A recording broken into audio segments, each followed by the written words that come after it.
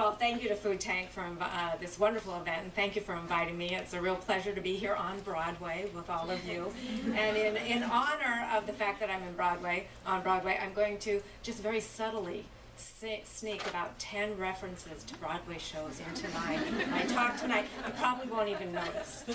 In 2010, uneaten food from retail stores, restaurants, and homes could have filled the Sears Tower in Chicago 44 times. That's a mega city of food waste, supported by an even bigger mega city of wasted natural resources. There are two ways to join the challenge and to become part of the chorus line for change. Either businesses and organizations can list their activities on the U.S. Food Waste Challenge website, and these activities will be an inventory of best practices to share across the country, hopefully to grease the development of even more of these practices. In addition to spearheading the U.S. Food Waste Challenge, USDA is initiating a wide range of changes in our own operations and policies. These activities include reducing waste in the school food program, educating consumers on food waste, updating U.S. food loss estimates at the retail level, and developing new technologies. The goal of the U.S. Food Waste Challenge is to lead a fundamental shift in the way we think about and manage food in this country and how we manage our food waste. We would like to help make food waste one of the top sustainable development priorities for business and organizations across the United States, to make reducing food waste standard advice for how to succeed in business with or without trying. Another big issue here in the city is really what I would call the recycling literacy or lack of here in the city. So the Department of Sanitation has designated about 35% of our waste stream for recycling. So that's your metal, glass, paper, and all of these items. However, we only pull under 20% of our waste stream actually into the recycling program. The rest is getting wasted. So it is sort of hard in this sort of atmosphere of many New Yorkers who are not yet really taking advantage of the... But we have this campaign called Think, Eat, Save, Reduce Your Food Print as opposed to footprint. We launched it in January this year with the Food and Agricultural Organization of the UN. And why are we doing it?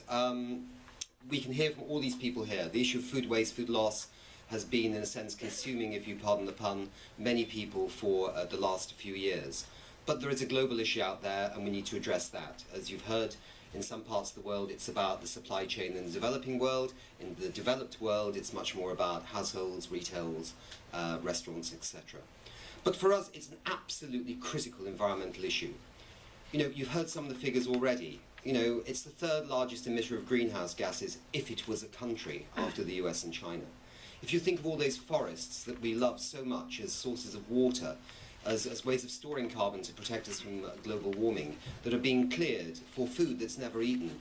You know, 28% of the arable land, the size of China, Kazakhstan and Mongolia combined, being demolished, in a sense, and overused as soil for food that's never eaten. It's just the most absurd issue that you could ever imagine. I'm sure that's why you're here tonight, because it's simply stupid, isn't it?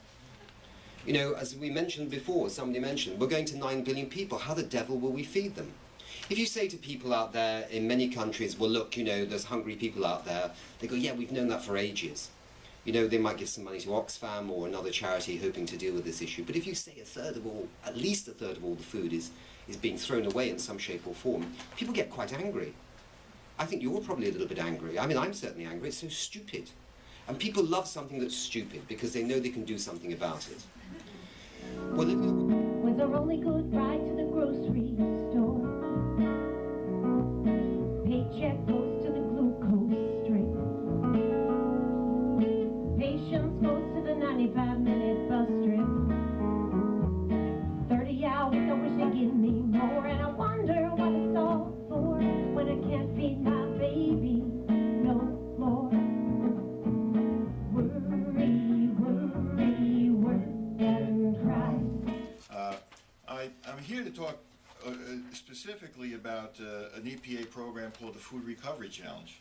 Several months ago, EPA and the U.S. Department of Agriculture announced that they would collaborate nationwide to tackle wasted food and its effects on a sustainable future.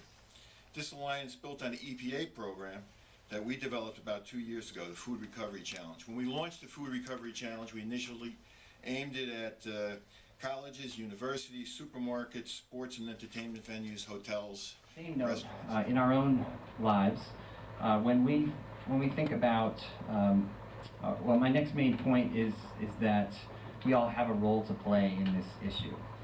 And certainly everyone throughout the food chain from farm to fork can make improvements, but we as individuals have a major opportunity here. We don't have great data on how much is wasted at each step of the food chain, but all indications point toward us and us as the main source of food waste, or the largest source of waste. So for me, there's good and bad news there. The bad news is that we're pretty darn wasteful. The good news is that we can have a major impact on food waste. Two ways to really speak about this issue. You can be very depressing about it because at its core, as you've heard, there's some serious numbers behind it. But I'm actually pretty optimistic, and I think there's a lot of optimism to be had right now on this topic. From Edible Green Mountain and Shelburne Farms in Vermont, I learned from Jen Cirillo at Shelburne Farms that in Vermont, like at schools all over the country, as federal dietary guidelines have required schools to feed more fruits and vegetables in the meal, schools are seeing an increase in food scraps waste that they've never had to deal with before, because before they were dealing with more processed foods. At one school alone, they saw a 10-pound-a-day increase in compost that inspired them to consider raising and slaughtering a pig raised on those waste, although that was ultimately vetoed by the school district. People like you here tonight who are concerned about the environment, concerned about food insecurity, concerned about the amount of food you're wasting in your homes or that businesses that you frequent are wasting, and concerned about the amount of money that's being thrown away by businesses and consumers. And most of all, I think outraged to find out that food date labels don't mean what you thought they meant. And I'm just going to tell you, to reiterate, they do not. So there's really been a staggering amount of waste, as Jonathan just mentioned, and every organization, from non-governmental organizations from the NRDC last year to countries like the United Kingdom to the United Nations that have looked at food waste, have really found that food expiration date confusion is one of the leading causes and one of the main ways that we can try to start reducing the amount of waste. A business report, an industry report, found that in 1 year, $900 million of food was thrown away at the industry level because of expiration dates that passed. So our report really tries to put forward some actual facts and some action steps, and I want to tell you a little bit about some of the findings, but you can actually read the report at fixfooddates.com. So the main finding is really these dates are not legally defined, and consumers are very confused about them.